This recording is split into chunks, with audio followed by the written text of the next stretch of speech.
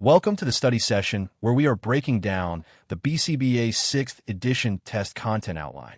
Today we are diving into rule-governed and contingency-shaped behavior. Oh, this is one of my favorite topics. It's the difference between listening to instructions and actually learning from life. Exactly. This falls under the basic behavioral principles domain. It's a smaller section, but it shows up on the exam. You'll see about 2 to 4 questions on this specifically. And if you don't master it, you'll confuse yourself on verbal behavior and ethics questions too. It's foundational. So let's start simple. Contingency-shaped behavior is behavior that's directly shaped by the consequences you experience. You touch a hot stove, you get burned, you stop touching it. Right. That's trial and error. You learn from direct contact with the environment.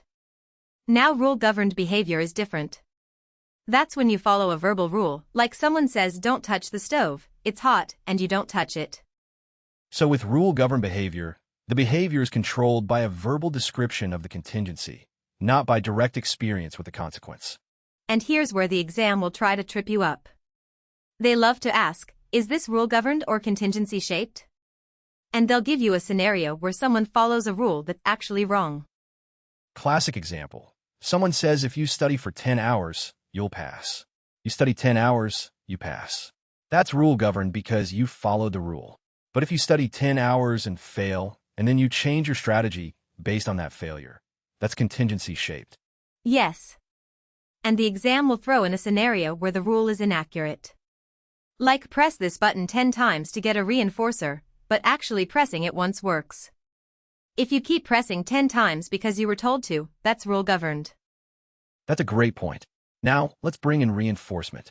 Rule-governed behavior is maintained by social reinforcement. You follow a rule, and someone says good job, or you avoid punishment. Contingency-shaped behavior is maintained by the direct reinforcer or punisher. That's why it's often more efficient and flexible. You learn faster from direct contact. And this connects to the task list. You need to identify when a behavior is under the control of a rule versus direct contingencies. That's important for functional analysis too. Absolutely.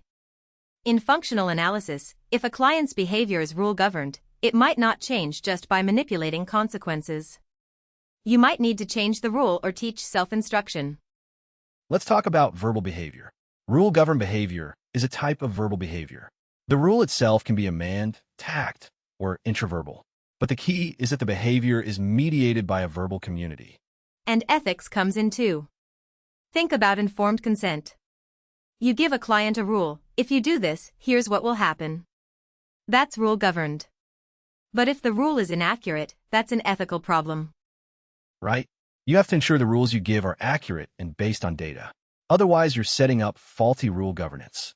Here's a real-world analogy. Think of a light switch. Contingency-shaped behavior is like flipping the switch and seeing the light turn on.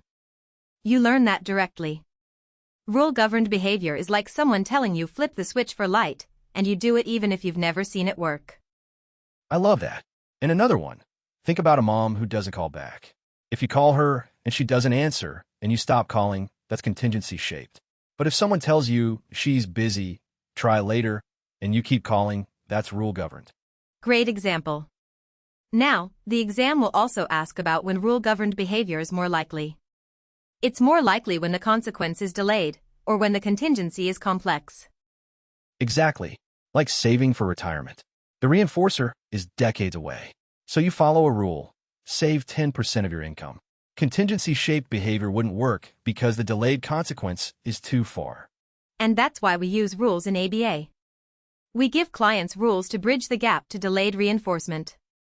But we also need to fade rules and let the natural contingencies take over. That's a key clinical skill.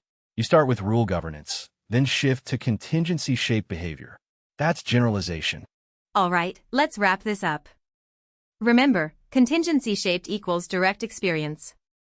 Rule-governed equals following a verbal description. The exam loves to test the difference with tricky scenarios. And always ask yourself, is the behavior controlled by what actually happened, or by what someone said would happen? That's the money question. For more practice questions, visit www.bcbmaexam.com. See ya. Bye.